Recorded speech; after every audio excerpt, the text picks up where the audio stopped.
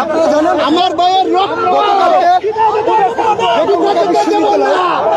একটি ঘটনাকে কেন্দ্র করে আজকে পুরান ঢাকায় জামাত শিবিরের দোষর, পাকিস্তানের দোষর, আজকে তারা পুরান ঢাকায় একটি মব সৃষ্টি করতে চাইছে।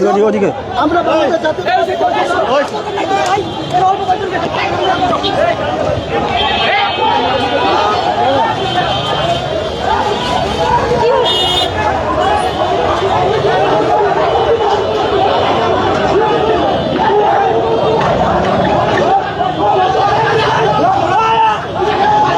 একসাথে রাফিল একসাথে নামিল একসাথে